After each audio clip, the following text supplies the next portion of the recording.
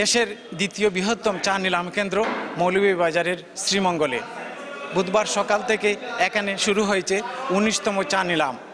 স্থানীয় broker house আর বিভিন্ন স্থান থেকে আসা ক্রেতাদের ভিড়ে মুখর হয়ে উঠেছে এই কেন্দ্রটি। এবছর ৭ মে অনুষ্ঠিত হয়েছিল ২০২৫-২৬ অর্থ বছরের মৌসুমের প্রথম চা নিলাম। এরপর থেকে একে একে মোট ১৮টি চা নিলাম হয়ে গেছে এই শ্রীমঙ্গল কেন্দ্রেই। আর আজ অনুষ্ঠিত হলো ১৯তম নিলাম।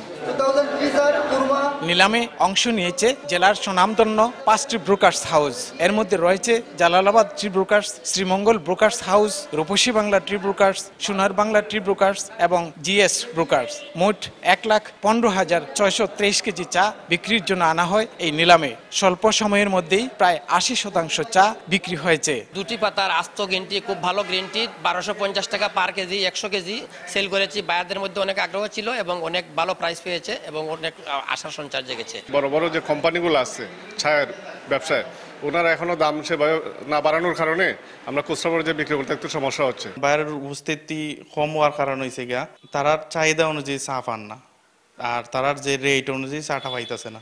সরকারের বান্ধা যে রেটটা আছে ২৪৫ টাকা, এই রেট অনুযায়ী চা পাইতেছে না, বিধায় তারা চা কিনতে পারতেছে না। ভালো চা দিলে বায়াররা উপস্থিতি বাড়বে, বায়াররা অংশগ্রহণ করবে, আমরা সবসময় উপস্থিত থাকবো ভালো চা কেনার জন্য। ক্রেতা, বিক্রেতা, ব্রোকার্স এবং বিভিন্ন চা বাগানের ব্যবস্থাপকদের উপস্থিতিতে এক উৎসবমুখর পরিবেশে সম্পন্ন হয়েছে এই চা নিলাম। বিটি আড়াই চা বাগানের গ্রিন টি ১,২৫০ টাকা কেজি এবং সোনার বাংলা ব্রোকার্স হাউজের নিয়ে আসা হামদিয়া চা বাগানের ব্র্যাক টি সর্বোচ্চ ২৫০ টাকা কেজি ধরে কিনেছেন ক্রেতারা। শ্রীমঙ্গলের যে মালগুলি আসছে বিভিন্ন বাগান থেকে খুব গুণগত মান আসছে। আশা করি পরবর্তী নিলামেও আরও ভালো এটা সাড়া পাওয়া যাবে। এতে বাগান কর্তৃপক্ষ লাভবান হবে, প্লাস বায়ার যারা আছে ওরাও একটা ভালো কিছু পাবে। বড় ভাইয়েরা অনেকেই জানেন যে চিটাগংয়ে ওদের এস্টাবলিশমেন্ট, সুতরাং সেই এস্টাবলিশ ছেড়ে শ্রীমঙ্গল আসতে একটু সময় লাগবে। তবে আমরা আশাবাদী যে উইথিন 5 ইয়ার্সের ভিতরে আমাদের এই অকশন হাউসটি হবে বাংলাদেশের সবচেয়ে বড় অকশন হাউস। শ্রীমঙ্গলের এই নিলাম কেন্দ্রকে